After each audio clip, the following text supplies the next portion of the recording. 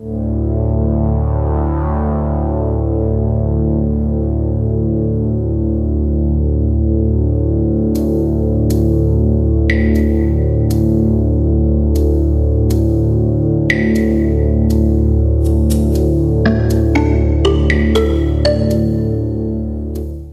the years, many studies have been conducted on the different aspects of human physiology. It was during the 1800s that showed us the effects of decompression sickness, also known as DCS. After long periods of working at high barometric pressure in caissons beneath the Hudson River, a bridge building engineer experienced severe pain and muscle cramps. It was through his symptoms we learned that exposure to a change in barometric pressure can cause inert gases, mainly nitrogen, to come out of solution and form bubbles. This early form of decompression sickness was coined caisson's disease. More precisely, nitrogen bubbles can form in our body fluids and lodge in various tissues of the body. Altitude decompression sickness in the 1930s became a common problem associated with high-altitude balloon and aircraft flight. With today's aviation technology, we are able to fly higher and faster than ever before. However, pilots and passengers are still subject to the stresses of high-altitude flight. Most physiological problems associated with flying at high altitude are caused by the drop in atmospheric pressure. This is what exposes the pilot to the possibility of decompression sickness. Certain laws of physics can clarify the occurrence of decompression sickness.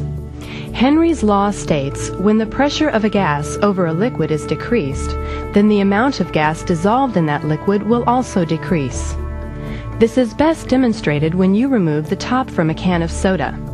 You hear the gas escaping and see bubbles form in the soda. These bubbles are the carbon dioxide gas coming out of the solution as a result of sudden exposure to lower barometric pressure.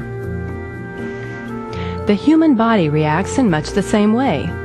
The body stores nitrogen in tissues and fluids.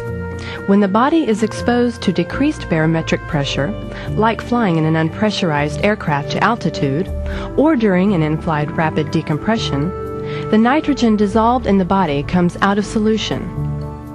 If the nitrogen leaves solution faster than the body can compensate through our respiratory and circulatory systems, then nitrogen bubbles form and lodge in different areas of the body, causing a variety of signs and symptoms. There are specific symptoms for each bubble formation site. The different locations represent different types of decompression sickness.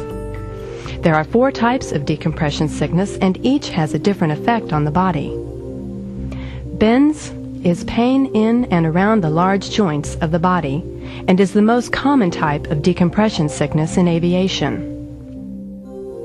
It's described as a localized deep pain aggravated by movement of the joint ranging from mild to excruciating.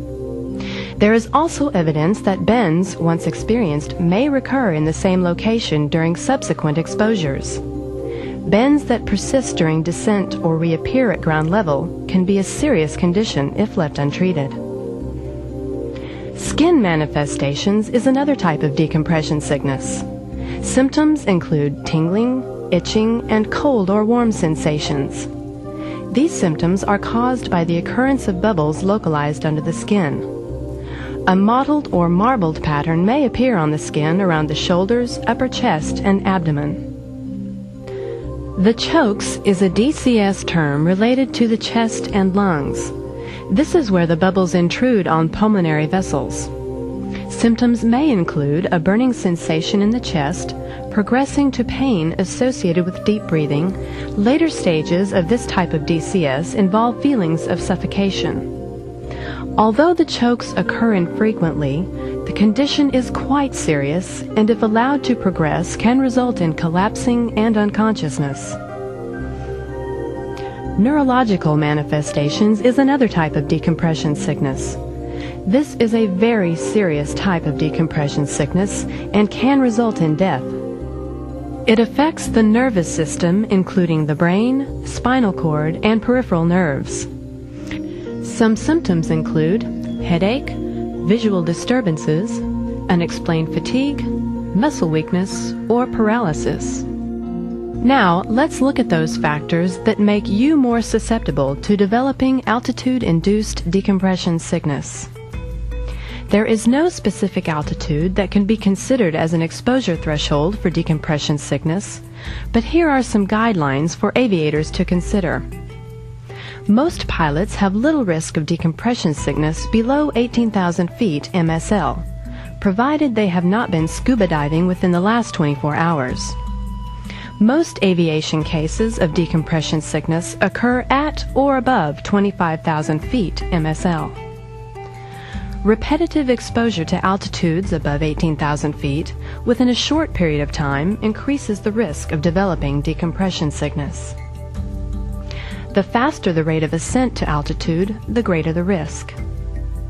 The longer you are at altitude, the greater the risk for decompression sickness. There appears to be some evidence that age increases the risk of decompression sickness. Research indicates that having a recent joint or limb injury may predispose an individual to developing the bends. Exposure to very cold temperatures increases the risk of decompression sickness. A high ratio of body fat increases the risk of developing decompression sickness. A person who is physically active while flying at 18,000 feet or above is at greater risk for decompression sickness. The after effects of alcohol consumption, such as dehydration, increase the susceptibility to decompression sickness. Scuba diving requires breathing air under increased atmospheric pressure. Under these conditions, the amount of nitrogen stored in the body increases. Enough time should be allowed to eliminate the excess nitrogen stored in the body. CAMI recommends 24 hours between scuba diving and flying. The following steps should be taken if there is a suspected case of decompression sickness. If available, go on 100% oxygen immediately. If possible, minimize movement of the affected part of the body. Declare an emergency and land as soon as possible. Even if symptoms disappear, land and seek qualified medical attention. Continue to breathe 100% oxygen if possible. After landing, seek medical assistance from an FAA aviation medical examiner, a military flight surgeon, or a hyperbaric medicine specialist. Not all physicians are familiar with the handling of decompression sickness cases. Be your own advocate. Medical treatment may involve the use of a hyperbaric chamber, also known as a dive or compression chamber, operated by specially trained personnel. It is important to remember that decompression sickness can occur after you've returned to ground level. Familiarize yourself with your local aviation medical examiner and the availability of a hyperbaric chamber in your area of operations. To obtain information on hyperbaric facilities to treat decompression sickness emergencies, contact the Divers Alert Network, or DAN. Decompression sickness, also referred to as DCS, occurs when the body is exposed to a decreased barometric pressure and the nitrogen dissolved in the body comes out of solution and forms bubbles.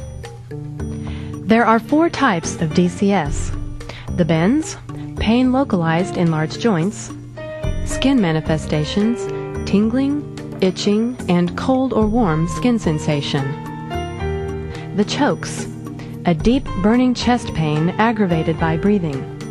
Neurological manifestations, headache, visual disturbances, unexplained fatigue, muscle weakness, or paralysis.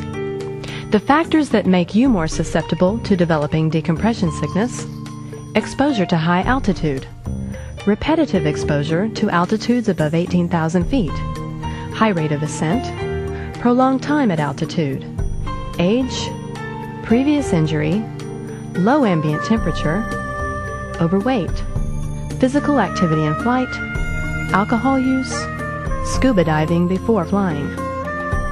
If you suspect a possible case of decompression sickness, if available, go on 100% oxygen immediately. If possible, minimize the movement of the affected part of the body. Declare an emergency and land the aircraft as soon as possible. Even if your symptoms disappear, land and seek qualified medical attention. Continue to breathe 100% oxygen if possible.